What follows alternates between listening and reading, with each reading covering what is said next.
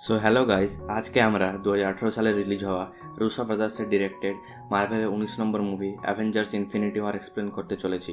তো চলো আর দেরি না করে এক্সপ্লেনেশন শুরু করা যাক। সিনেমার শুরুতেই আমরা থ্যানোস এবং তার সন্তানদের অ্যাসগার্ডিয়ানদের জাহাজদের উপর আক্রমণ করে সবাইকে মেরে ফেলতে দেখতে পাই। থ্যানোস তখন সেখানে থরকে ধরে নিয়ে এসে তাকে মারার হুমকি দেয় যদি লোকি তাকে ট্যাসেরাক্টটি না দেয়। তবে থর বলে যে রাগনারকের সময় পুরো অ্যাসগার্ডের সঙ্গে ট্যাসেরাক্টও ধ্বংস হয়ে গেছে, কিন্তু থ্যানোস সেটা বিশ্বাস করে না এবং তার পাওয়ার স্টোনটি দিয়ে থরের উপর আঘাত করতে শুরু করে। লোকি শেষ পর্যন্ত থরকে বাঁচানোর জন্য টেসেরাক্টটি সেখানে নিয়ে চলে আসে এবং থ্যানোসকে দিতে গেলে সে বলে যে তাদের কাছে হাল্ক আছে। এমন সময় হাল্ক সেখানে চলে এসে থ্যানোসের উপর আক্রমণ করতে লাগে। থ্যানোস এবং হাল্কের মধ্যে সেই জাহাজের মধ্যে ভয়ানক লড়াই শুরু হয়ে যায়, কিন্তু থ্যানোস খুব সহজে সেখানে হাল্ককে মেরে দিয়ে জয়লাভ করে। থ্যানোসের সন্তানরা সেখানে থরকে বন্দি করে নেয় এবং হাইমডাল তার শেষ শক্তি দিয়ে হাল্ককে পৃথিবীতে বাইফ্রস্টের মাধ্যমে পাঠিয়ে দেয়। এটা দেখে থ্যানোস হাইমডালের উপর রেগে যায় এবং তাকে মেরে ফেলে। থ্যানোস টেসেরাক্টটি ভেঙে তার ভিতর থাকা স্পেস স্টোনটিকে নিজের হাতে থাকা দস্তানায় লাগিয়ে নেয়, যার ফলে সে আগে থেকে অনেক শক্তিশালী হয়ে ওঠে। লোকি চালাকি করে থ্যানোসকে মারতে গেলে থ্যানোস তাকে থামিয়ে দেয় এবং লোকিকে সে ওখানেই মেরে ফেলে। এরপর থ্যানোস তার সন্তানদের নিয়ে নিজের জাহাজে চলে আসে এবং অ্যাসগার্ডের জাহাজটিকে ধ্বংস করে দেয়। এরপর আমরা স্টিফেন স্ট্রেঞ্জ এবং ওয়াংকে তাদের নিউ ইয়র্কের স্যাংটামের মধ্যে দেখতে পাই। সেখানে ব্রুস ব্যানার এসে বাইফ্রস্টের মাধ্যমে তাদের কাছে উপস্থিত হয় এবং তাদেরকে আজ্ঞা করে যে থ্যানোস সমস্ত পৃথিবীকে নষ্ট করার জন্য চলে আসছে। টনি ও পেপার পটস একটি পার্কের মধ্যে নিজেদের মধ্যে কথা বলতে থাকে।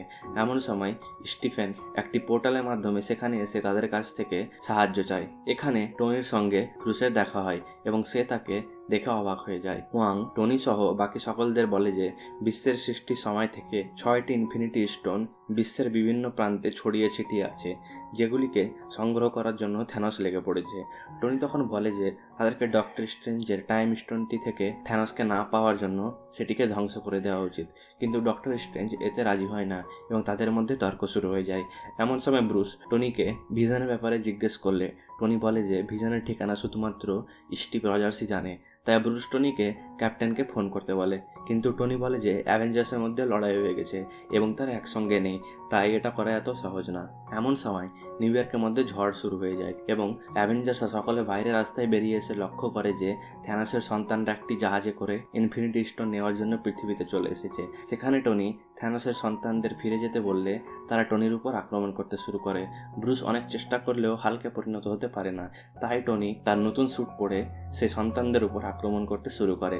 এখানে থ্যানোসের সন্তানদের সঙ্গে স্টিফেন ও ওয়াং এর লড়াই শুরু হয়ে যায়। এদিকে থ্যানোসের একটি সন্তান ব্ল্যাক অবসিডিয়ান ও টনির মধ্যে লড়াই চলতে শুরু হয়।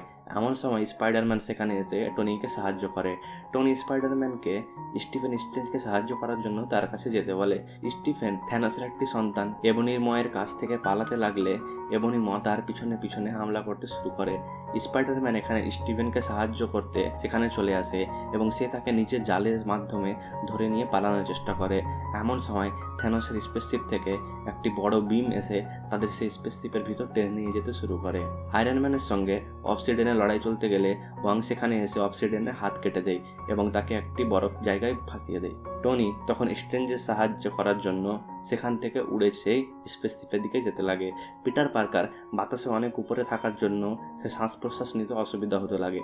এমন সময় সে নিচে পড়তে লাগে এবং টনির একটি নতুন স্যুট এসে স্পাইডারম্যানকে তার নতুন স্পাইডারম্যান স্যুটটি দিয়ে দেয়। টনি তার লেজার দিয়ে স্পেসশিপের ভিতর ঢুকে পড়ে।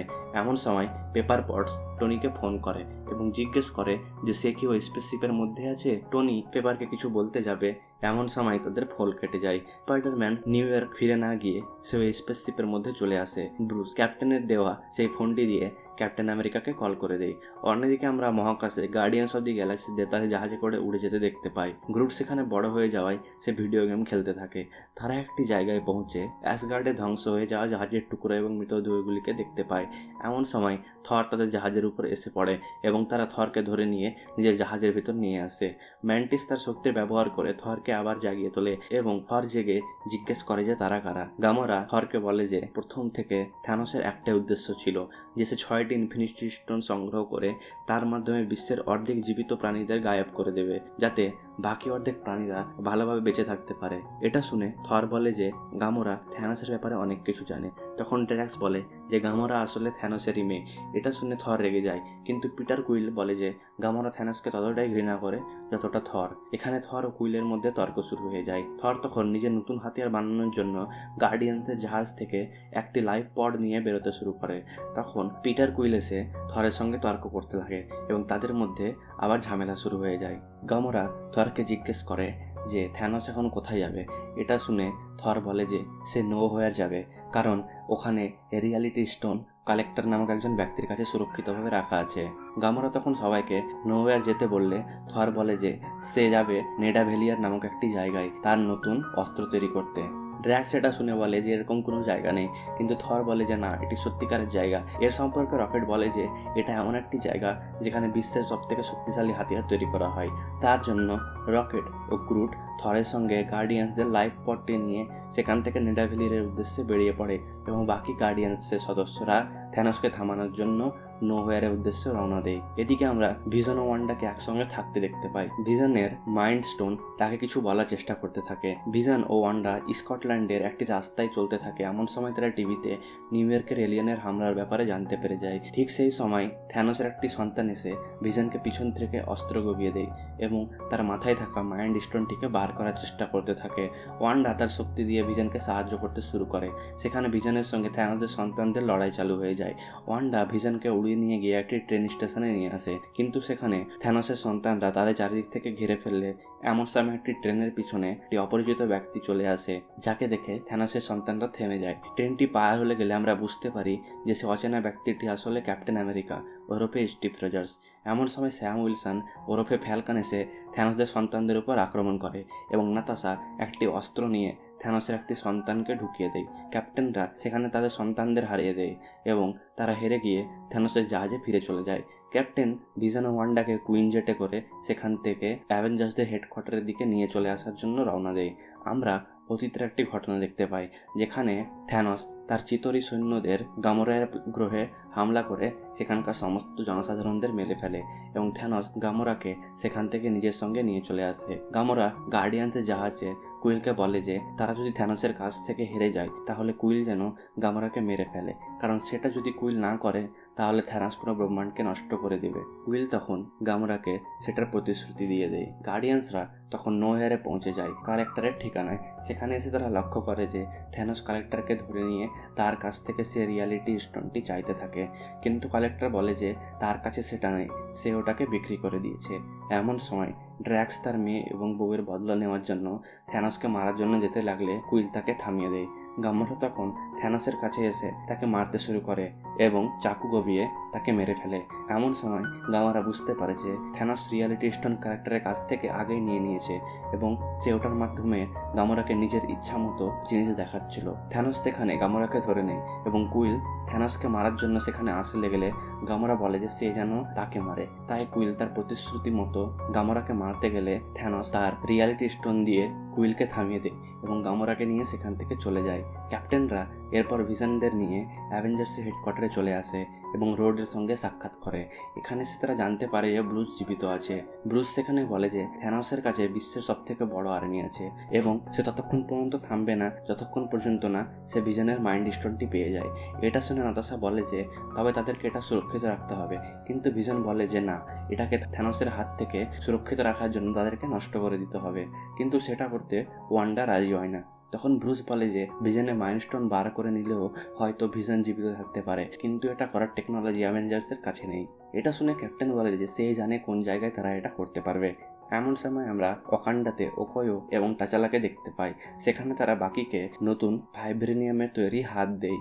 থ্যানোসের সন্তান এবনিমো ডক্টর স্ট্রেঞ্জকে অত্যাচার করতে থাকে তার কাছ থেকে টাইম স্টোনটি নেওয়ার জন্য।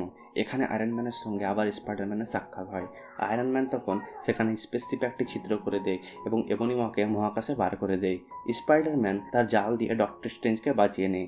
এখানে স্টিভেন স্ট্রেঞ্জের সঙ্গে টনির তর্ক শুরু হয়ে যায়। টনি বলে যে তাদেরকে এই লড়াই থ্যানোসের কাছে গিয়ে লড়া উচিত। তখন স্টিফেন সেটাতে রাজি হয়ে যায়, কিন্তু বলে যে লড়াইয়ে টনি বা পিটার দুজনের মধ্যে কারো জীবন চলে গেলেও সে তার টাইম স্টোনটিকে থ্যানোসের কাছে দেবে না। তখন টনি স্পাইডারম্যানকে একজন অ্যাভেঞ্জার্স বানিয়ে দেয়। এদিকে থ্যানোসের সঙ্গে গামোরার কথোপকথন হতে থাকে। থ্যানোস গামোরায়ের কাছ থেকে সোল স্টোনের ঠিকানা জানতে চায়, কিন্তু গামোরা বলে সেটা জানে না। তখন তাকে থ্যানোস একটি কামরায় নিয়ে আসে এবং তার সামনে তার বোন নেবুলার উপর অত্যাচার করতে থাকে।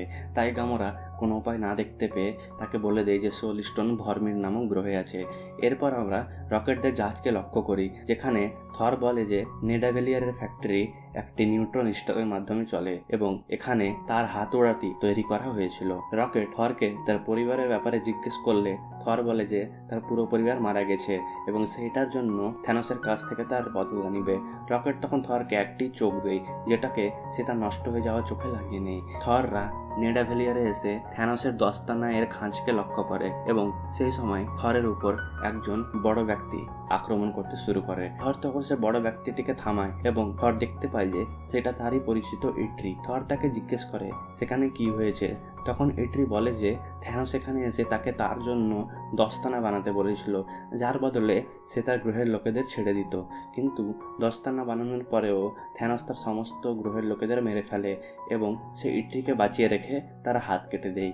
নেবুলা থ্যানোসের জাহাজে তার সৈন্যকে মেরে মেন্টিসের কাছে একটি মেসেজ পাঠায় এবং সে মেন্টিসকে টাইটান গ্রহে তার সঙ্গে দেখা করতে বলে। টনিরা থ্যানোসের জাহাজকে নিয়ে টাইটানের উপর ক্র্যাশ করিয়ে দেয়। এমন সময় তাদের উপর গার্ডিয়ানরা এসে হামলা করতে শুরু করে। গার্ডিয়ানদের সঙ্গে অ্যাভেঞ্জার্সদের ভয়ানক লড়াই শুরু হয়ে যায়। এমন সময় তারা বুঝতে পারে যে তারা একে অপরের শত্রু না, বরং দুজনেই থ্যানোসকে মারার চেষ্টা করছে। কুইল তখন টনিদের থরের ব্যাপারে বলে যে সে নিজের অস্ত্র তৈরি করার জন্য নেডাভেলিয়ার গিয়েছে। এদিকে ইটলি থরকে নিজের একটি হাতিয়ারের খাঁচা দেখায়, যেটা অ্যাসগার্ডের সব থেকে শক্তিশালী হাতিয়ার এবং এটা পাইফ্রস্টকেও ডাকতে পারে। সেটার নাম বলে স্টর্ম ব্রেকার, কিন্তু এটা বানানোর জন্য তাদেরকে সেই নিউট্রন স্টারটিকে আবার চালু করতে হবে। টনি টাইটান গ্রহে গার্ডিয়ান্সদের নিজের প্ল্যান বলতে থাকে। সে বলে যে তারা থ্যানোসকে ধরে তার হাতে দস্তানাটিকে বার করে নেবে। পিটার তখন টনিকে বলে যে তার প্ল্যানটি ভালো হলেও এটা সম্পূর্ণ না, তাই সে নিজের একটি প্ল্যান দেয়। এমন সময় মেন্টিস টনিদের বলে যে তার বন্ধু কি সবসময় এরকম করে। এমন সময় আমরা ডক্টর স্ট্রেঞ্জকে জাদুর মাধ্যমে কিছু করতে দেখি। টনি তাকে জিজ্ঞেস করে যে সে কী করছিল। তখন ডক্টর স্ট্রেঞ্জ বলে যে সে ভবিষ্যতে গিয়ে সমস্ত যুদ্ধের পরিণাম দেখছিল। এটা শুনে পিটার কুইল তাকে জিজ্ঞেস করে যে সে কয়টি ভবিষ্যৎ দেখলো। স্ট্রেঞ্জ বলে সে 1,14,605টি ভবিষ্যৎ দেখেছে, যার মধ্যে তারা শুধু একটিতে জয়লাভ হয়েছে। থ্যানোস সোল স্টোন নেওয়ার জন্য ভরমির নামক প্ল্যানেটে চলে আসে। সেখানে রেড স্কাল তাদেরকে সোল স্টোনের রাস্তা দেখায় এবং বলে যে এটিকে নেওয়ার জন্য তাদেরকে নিজের সবচেয়ে প্রিয় জিনিসটিকে কোরবানি দিতে হবে। তাই থ্যানোস তার মেয়ে গামোরাকে সেখান থেকে নিচে ফেলে দেয় এবং এটার জন্য থ্যানোস সোল স্টোন পেয়ে যায়। ক্যাপ্টেন তার লোকেদের নিয়ে কান্ডাতে চলে আসে এবং টাচালার সঙ্গে সাক্ষাৎ করে। ক্যাপ্টেন তাকে আগামী যুদ্ধের ব্যাপারে আজ্ঞা করে দেয়। ক্যাপ্টেনের সঙ্গে এখানে বাকিয়ের দেখা হয়। সুরি তার ল্যাবে ভিশনের মাইন্ড স্টোনটিকে দেখতে থাকে এবং বলে যে সেটাকে বার করতে পারবে, কিন্তু তার জন্য তাকে ক্যাপ্টেনকে যতটা বেশি সময় দিতে পারে ততটাই ভালো। এদিকে ওয়াকান্ডার আকাশে থ্যানোসের সৈন্যরা আসতে শুরু করে, কিন্তু একটি অদৃশ্য কবচ তাদের জাহাজগুলিকে ধ্বংস করে দেয়। তাই বাকি থ্যানোসের জাহাজগুলি কবচের বাইরে ল্যান্ড করতে শুরু করে। ক্যাপ্টেন ওয়ান্ডাকে ভিশনের মাথা থেকে মাইন্ড স্টোনটি বের করার পর সেটিকে নষ্ট করে দিতে বলে। টাচালা নিজের সৈন্যদের লড়াইয়ের জন্য তৈরি হতে বলে ক্যাপ্টেনকে একটি সিল দিতে বলে। থর রকেটকে তাদের জাহাজের মাধ্যমে সেই বন্ধ হয়ে যাওয়া নিউট্রন স্টারটিকে আবার চালু করে দেয়, কিন্তু সে মেশিনের একটি যন্ত্র নষ্ট হয়ে যাওয়ায় সেটি কাজ করে না, যার জন্য থর সেটিকে চালু করার জন্য সে যন্ত্রের কাছে চলে যায়। ইট্রি বলে যে থর যদি সেটা করে তাহলে তার শরীরের উপর দিয়ে একটি নিউট্রন স্টারের সমস্ত শক্তি পার হয়ে যাবে এবং সেটাতে সে মারা যেতে পারে। এদিকে ওয়াকান্ডার সমস্ত সৈন্য এবং অ্যাভেঞ্জার্সরা লড়াইয়ের জন্য যুদ্ধক্ষেত্রে যেতে শুরু করে। ব্রুস টনির হাল্ক বাস্টার স্যুটটি পরে নেয়।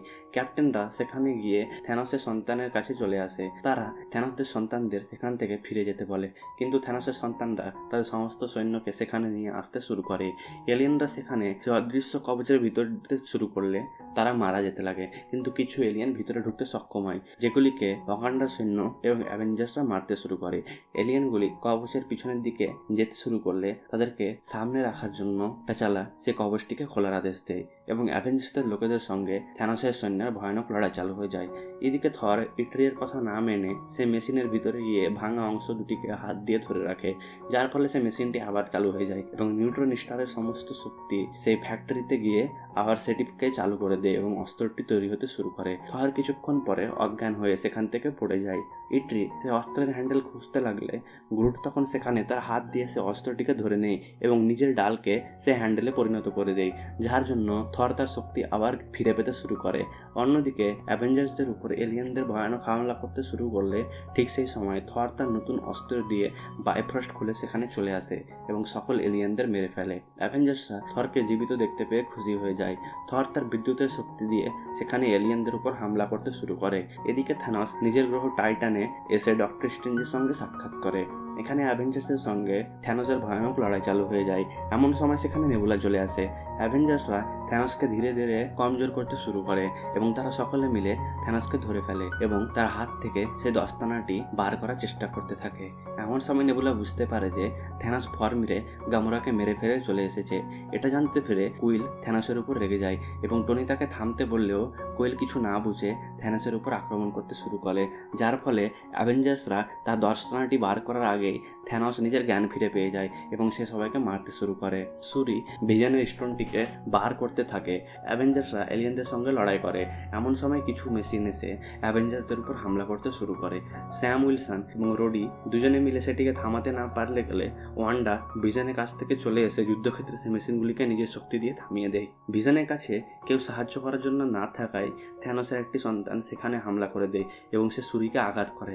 এমন সময় ভিশন থ্যানোসের সেই সন্তানটিকে নিয়ে বিল্ডিং এর বাইরে লাফ দিয়ে দেয়। এটা দেখে ক্যাপ্টেন ভিশনকে সাহায্য করার জন্য কাউকে তার কাছে যেতে বলে। ব্যানার ভিশনের কাছে এসে ব্ল্যাক অবসিডিয়ানকে নিয়ে সেখান থেকে দূরে চলে যায় এবং তাদের মধ্যে লড়াই শুরু হয়ে যায়। ব্রুস ব্ল্যাক অবসিডিয়ানকে সেখান থেকে উড়িয়ে দিয়ে মেরে ফেলে। তখন থ্যানোসের সন্তান ভিশনকে মারতে গেলে ক্যাপ্টেন এসে সেখানে তাকে বাঁচিয়ে নেয়। অন্যদিকে থ্যানোসের একটি সন্তানের সঙ্গে নাতাশা, ওয়ান্ডা এবং ওকোয়ের লড়াই চলতে থাকে। ওয়ান্ডা সেই মেয়েটিকে সেখানে মেরে ফেলে।